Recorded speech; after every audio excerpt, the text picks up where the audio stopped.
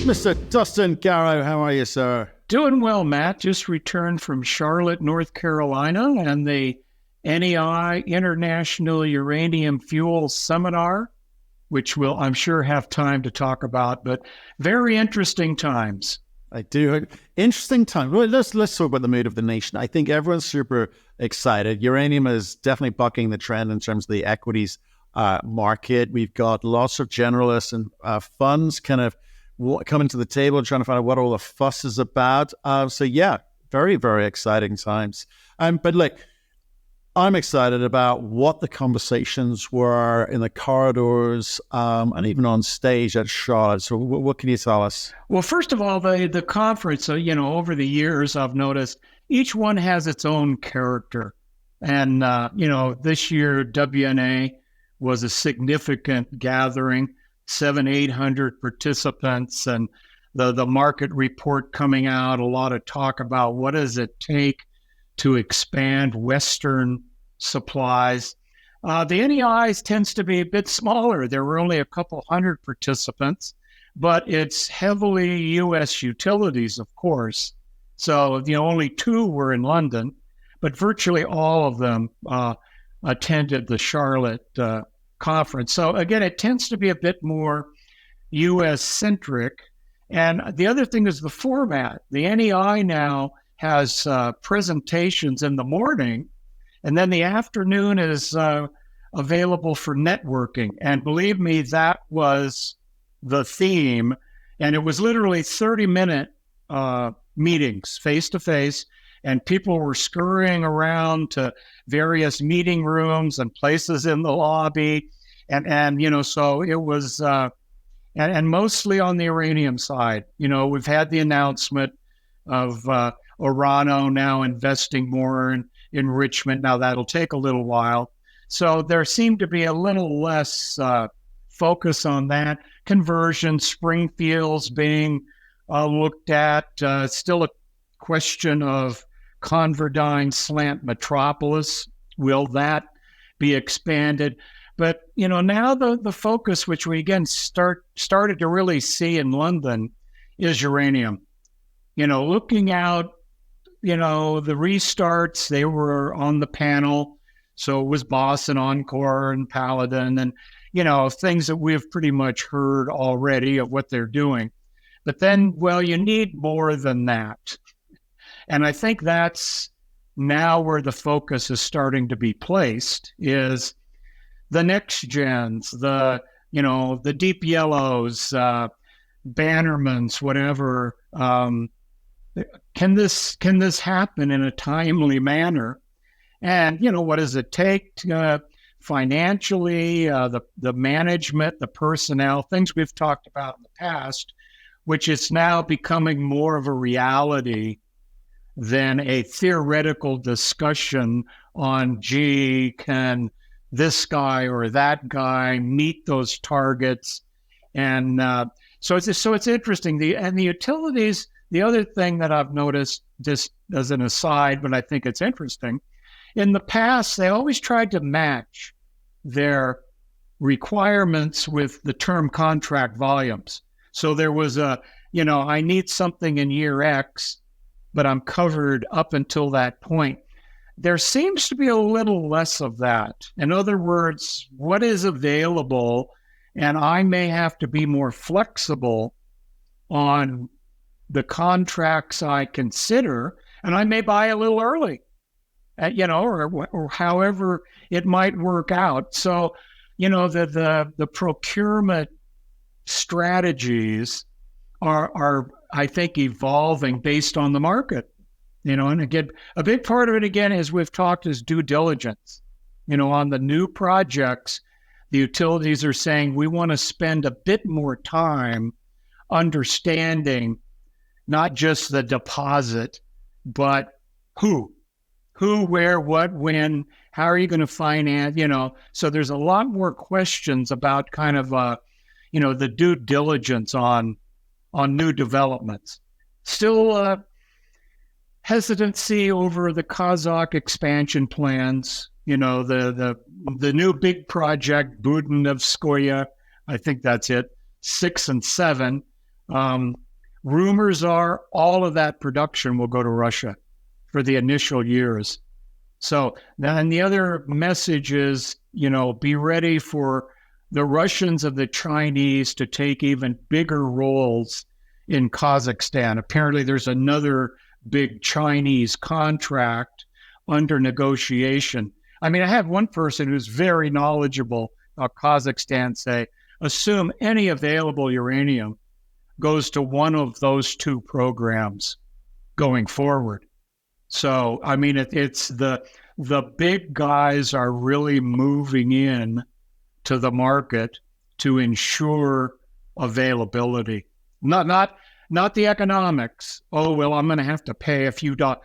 That didn't come up in Charlotte. I mean, I had a number of utility meetings. None of them said, oh, well, what would this cost? What would that cost? Although just to show some kind of the diverse view, one of the fuel buyers for a smaller utility, couple reactors, said, oh, I don't think I'm going to have to pay $60 ever. There should be plenty of material. And I'm like going, well, that might be true, but you are on your own thinking that. So again, I think it wasn't what I'd call anxiety from the fuel managers, but it was, focus. Okay, now I really have to focus on where will this material come from with the Russian situation, with Uzbekistan and Mongolia moving very close to the French. Will that mostly go to the French program? I mean, so there's a lot of, as we always say, moving parts that make it a significant challenge for the fuel managers these days. So some of the utilities need material, one of them fairly large, 2025. They've been buying spot, they've been buying midterm, and now it's like, well, we really have to look at the longer term market. And, but, kind of they've covered up over the next maybe 3 years pretty well. But, second half of 27 and beyond, there's growing needs. And we will see more RFPs, particularly out of the US, so that's going to be the next, could be before the end of the year. So I think they probably, the message they were being given is things need to start moving soon in order to have more diversification of supply before the end of the decade. So exciting. Well, I'm excited and terrified in equal measure. I'm excited as an investor because the Chinese, Russia, Kazakh, Uzbek situation says, well, that's all going to go east. I'm now looking to the Western public limited companies and thinking, well, who here can take advantage of that? So despite us sort of moving from a buyer's market slowly, inevitably towards a seller's market, there are sellers and there are sellers. And it goes back to your point on due diligence. Who can and who can't? Who's going to talk a good game? Who's actually going to deliver? So the utility, the buyers of the utilities, what exactly are they looking for? They're not going to rely on the company saying, oh, don't worry about it, we'll be fine, we'll get there. How do they assess something like that? How do they, before they sign a term contract, what do they look for? Well, I think that, first of all, they don't have the capabilities in-house to really do it. Now, a couple of decades ago, Florida Power and Light, they had geologists in their fuel group. Same with Arizona Public Service and a number of them. But that's all gone away when they moved away from investing in uranium exploration or production. So I think that they will probably call in some outside expertise and, well, here are the kinds of questions you need to ask. Here's the kind of information you need, rather than, oh, okay, we'll sign a contract. So it could take a little while. The restarts, as we've talked, that phase was a bit different. These are projects that had been built and operated and then put on care and maintenance. So, you kind of have a better feel for what you may be, who you're contracting with. But again, the new developments, they're looking, it came up on every meeting, security of supply and diversification. They're really back on that kind of a focus. So, they've got to be comfortable. Now, as you say, as the market is transitioning more to a seller's environment, you may not be able to take too long doing that. You're not going to take a year to evaluate, 4 or 5 development projects, because the market could change that quickly. I think, you may be aware the Koreans are out. It's become public information for over £1 million a year starting in 2026. And historically, they've liked to dictate virtually all the terms. And then if you took exception, you were eliminated. So, they took a very hard line buyer approach. Now they're saying, well, we really don't want to see floors above 58 was the number, nor ceilings above 90. So that collar that, we've seen being moved up is now kind of the top number I'm hearing offers with triple digits. So again, the market is really in the transition. And again, we've talked about it, if you're a supplier, how much do you buy off on now? Do you say, oh, well, I want to commit 80% of my first 5 year, whatever it is? Or you go, well, wait a minute, 2-3 months from now, that $62, which I think doesn't represent a lot of material, could be 75. So I think it's a tricky period for everybody, both on the buy and sell side. So for sure, and I guess what I'm trying to get into is the buying psychology here, because it's kind of like airline carriers. They sell 20% more seats than they've got because they know there's going to be a bunch of no-shows, right? Yep. And they kind of get it, thereabouts. And it kind of feels like utility buyers will be doing the same thing, because if they're not able to properly assess a company's ability to kind of get into production in the timeframes that they say, the restarts are one thing, right? Because even restarts are problems.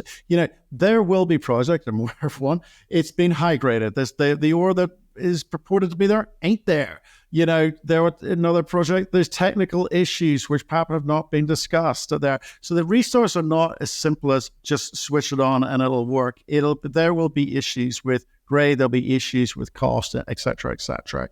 The new developers, you mentioned a few, the Banners of this world, it ain't all smooth sailing. It will have a few hiccups along the way, and it will have a few delays along the way, but it will get there. So utility buyers need to factor that, and they're going to need to over purchase in a way, or over commit with term sheets. So not all companies getting term sheets signed, which will help obviously fundraising, necessarily will be able to deliver. And I think that's my concern. And so as an investor, I'm looking, right, who do I bet in? I need to feel confident about the management team. I need to feel confident about the asset. I need to feel confident about the timing and the economics. Clearly, utilities must be thinking the same way. Would that be true? Oh, absolutely. And the question is, as you pointed out earlier, is what's the source of their information to make that final decision? And I think, they're going to look at the management. Have they done it before? Where is the project located? What about the regulatory environment? Are we going to have geopolitical risks?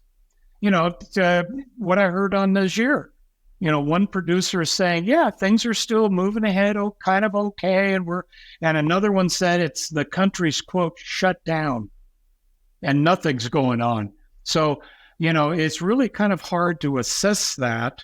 But there's a concept the utilities have used for years called total evaluated cost.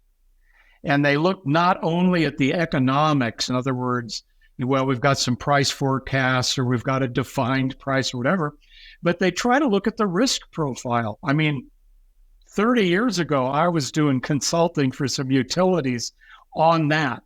In other words, they could run the economics. But it's, well, what are the risks if we sign with this guy?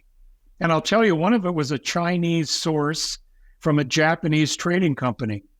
And boy, they eliminated them early days back then. So, it's kind of all of that put together, but you're right. The other thing is flexibility. For years and years, you'd give 15 to 20% annual quantity flexibilities. Well, now it's down to 0 to 5. So the utility may have to overcommit just to have some upside tonnage available. Because we've got enrichment tails, those are going up. That means more feed material. It's just so many moving parts. So what they will have to do reluctantly is, as you say, likely overcommit or buy more inventory.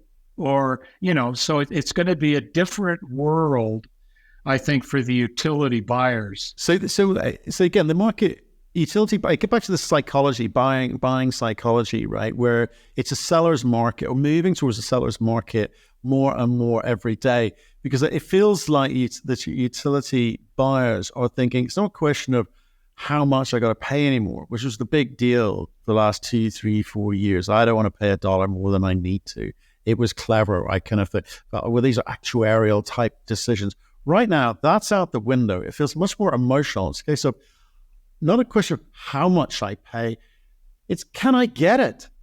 You're looking at all this inventory moving off to the east, and not a lot of producers, the Camecos of this world, it's big, but it doesn't get close to touching the edge when it looks to the U.S. supply or demand.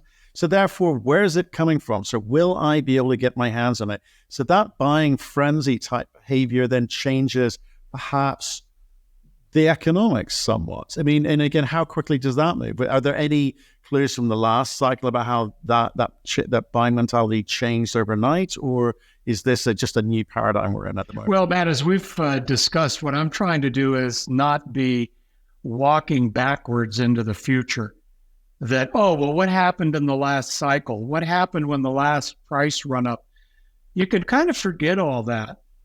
Because what we're now moving into is an environment, and again, UX gave a presentation about their inventory study that the mobile, still a big number, but the mobile inventory is pretty minimal.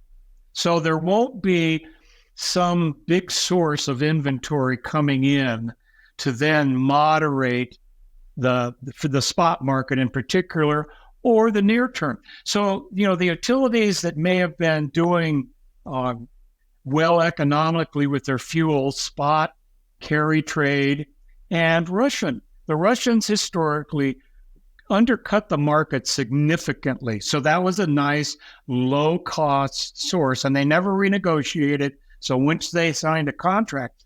So those are off the table, and you've got fuel groups that have grown up in that environment.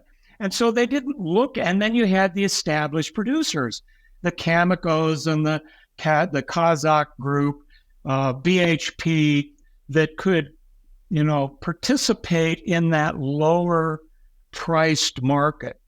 Now, all of those have changed.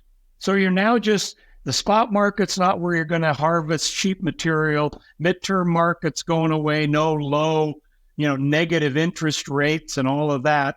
The established producers, rumors are Cameco and the Kazakhs are pretty well committed through like 26 or later, and there's more, contracting going on. So now you have to look at those new developments, and they haven't. When's the last time a new development came, was probably Paladin? How many years ago? More than a decade. So that they've got most of them don't have any experience. Those that have, for example, I mentioned the one U.S. utility, well-experienced guys, and they said, hey, we are getting out there and we're covering off. And they apparently were telling people, don't kid yourself that there's a lot of credible, moderate cost production out there. It isn't there. So, put that into your evaluation. So it's all new territory. So I think it's going to be, But what they do is they do tend to watch the bigger guys. If Constellation, Entergy, Duke, Dominion say, hey, we're now signing contracts, a lot of the other guys will go, oh, they must know more than I do, so I better get out there. So there tends to be that stampeding in the various components in the fuel cycle. So we could see that, how many juniors have announced new contracts? There was one by Global recently, but that whole area, the restarts have all kind of run their course, let's put it that way, for the contracts they need to start up. So you're now looking at a different phase of the market. And it's going to be, well, don't like it, but that $68, $75, whatever the price is on that contract, I better grab it now. So it's interesting when you start modeling these things out. If you went through all the restarts and then the advanced development stories and the amount of pounds that they're talking about getting into the market, it's not going to be enough. Okay, we need everyone to work. All of the above needs to work. Amen.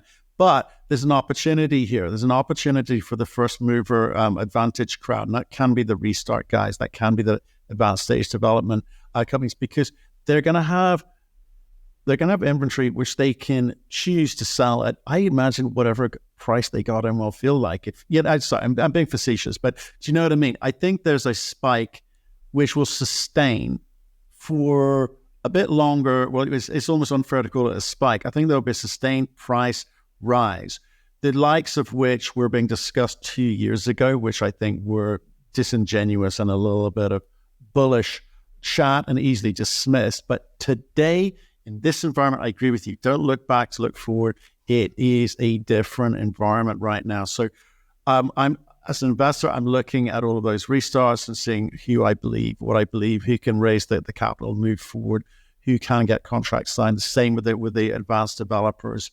And it kind of feels like the African play, or Cameco plus the African play, seem to have the head start there. The question I'm intrigued by is when the North American market looks around at this tiny little space we call uranium development, and sees what's going on, do you think rules, regulations, red tape, and all of that environmental stuff will perhaps be simplified and sped up? It needs to, surely. Well, I guess I've been in the U.S. side way too long. That, look at the last uplift. When, Paladin built the 2 mines, there was a whole handful of small ISR guys in the U.S. that took years to get their 500,000 pound a year mine going because of the regulations. What I've seen is the regulators don't care particularly about your commodity. They take their marching orders from Washington, and it's still not, a wide open, like here we are in Colorado, the Wild West, where you can just go out and, get things moving. Oh, no. You get bogged down in every little regulation and permit and, protest and all that. Will the U.S. expand? Yes. Will it ever be 40 million pounds like it was? No. And there's too many little guys. Somebody's got to consolidate. You've got, working with Deep Yellow, we recognize you need to produce maybe 5 to 10 million pounds a year to be a noticeable actor in the industry, from a diversified sources and all that. If you're producing 1 million pounds, you're just kind of, you've got all the costs, all the administration, and then you've got the regulations. And the administration could change coming up. And what does that do? If it's Trump again, Trump 2.0, maybe a little less on the regulatory side, but it's temporary. So I think that, the miners here, certainly in the oil and gas guys, know any change could be temporary. It's just like the U.S. now, the government putting funding into the fuel cycle. Well, how long does that last? The new Speaker of the House, he's like death on budgets and we're not going to pay for this and we don't want that. And, so you go, well, can you really bank on that? And that is why you're saying the need for the long-term contracts. That came up again in Charlotte, that as we look forward, that it won't be, as we would say, build it and they will come.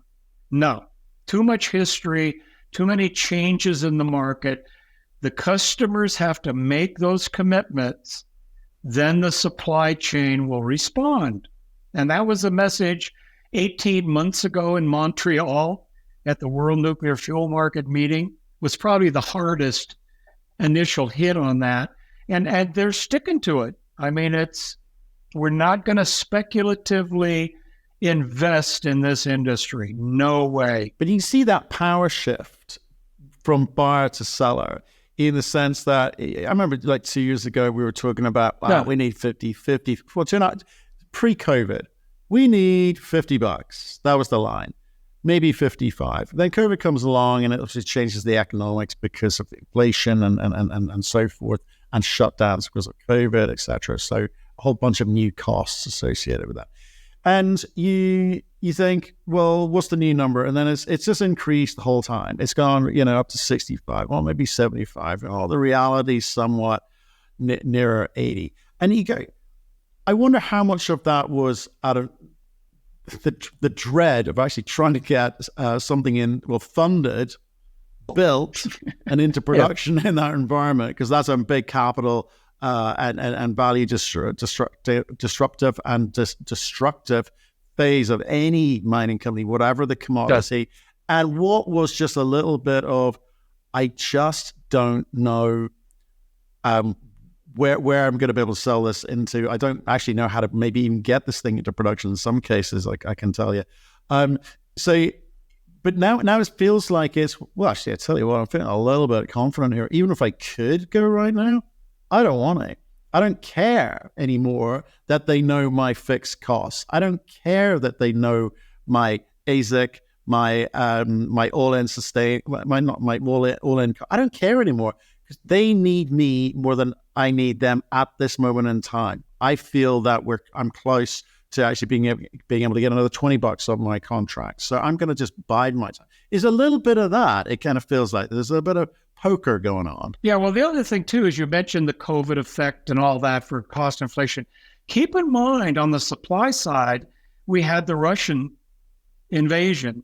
So that then put, as you know, a brighter spotlight on the West, which has a smaller supply base. But don't forget the demand side.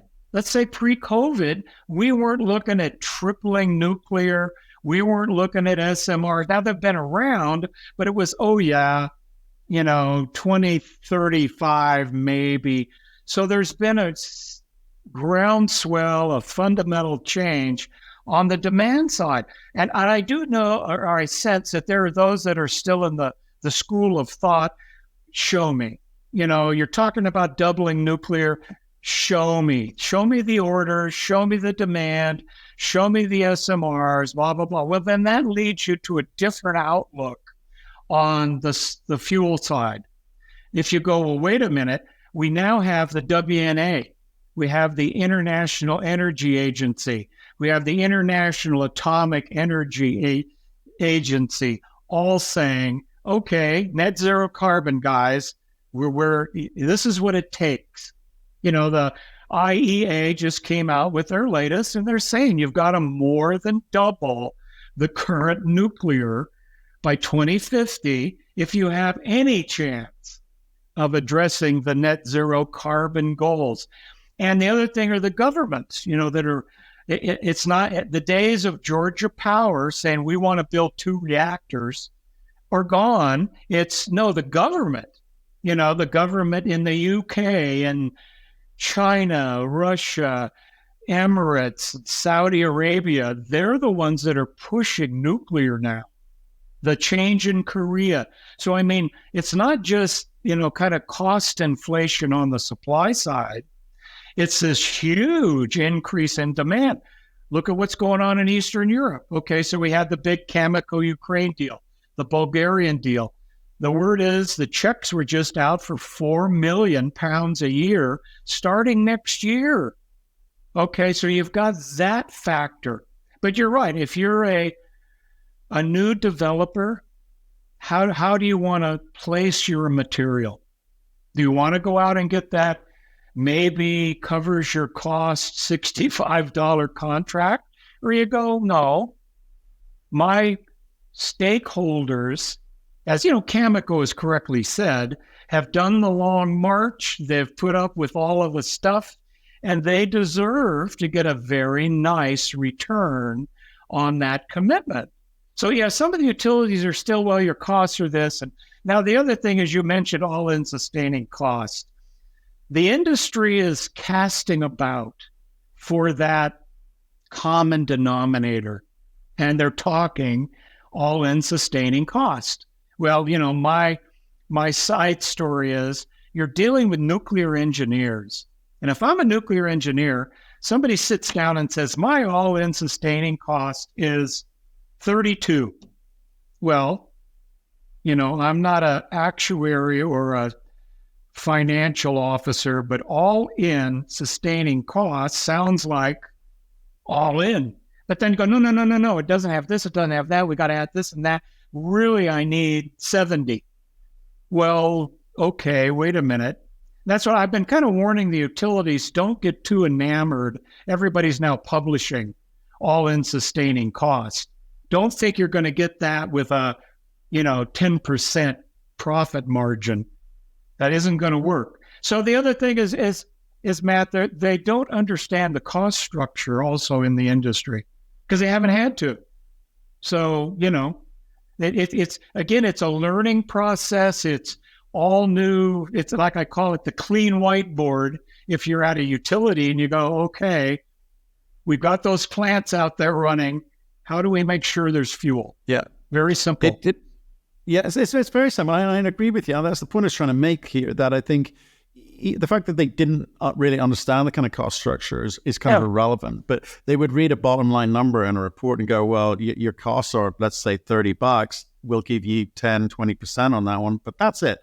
Now, I do think the power, if it hasn't yet shifted, will shift to sellers who are saying, I don't care that you know that number because you need this. You can't get it. There's not enough of it. It's all gone east. So we will sell this to you at pick a number. So at the market, your margins it's kind of like not even at market, because I think the market number will actually get trumped. I think it will be a case of I need it.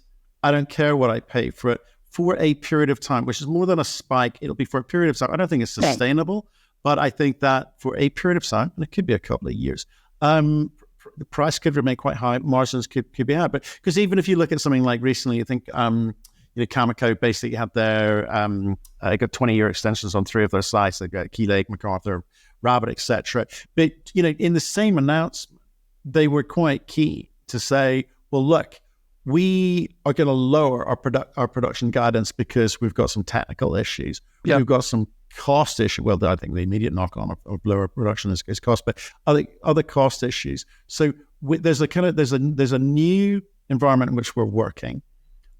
We, as one of the biggest suppliers to the marketplace in the West, are not going to be able to be as reliable on our ability to produce the volumes that we did, and certainly not the cost. So that's going to drive things up. Plus, because of the difficulties being through over the past 3 years, we're going to have to kind of recoup some of those losses.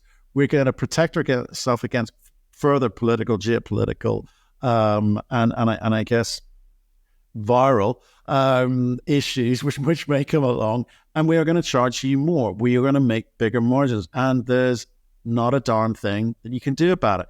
That is pretty exciting if you're an investor. It's pretty exciting if you're one of those companies. I guess we'll have to see whether that actually is borne out to be true. But it kind of feels like it's definitely possible. Well, one of the things, Matt, we've talked about in this business, there tends to be some cases an underlying desire to cooperate with your customers. For example, the Kazakhs came out and said, we don't want the price to go up too significantly because it affects, so, and that's fine. That's their decision. But, some of the bigger long-time suppliers tend to look at it that way. In other words, we're not in the business to extract the maximum value of our commodity. We're in it for the long pull. We're going to make bigger margins, but we're not going to capitalize on this market phase. So there is a big difference.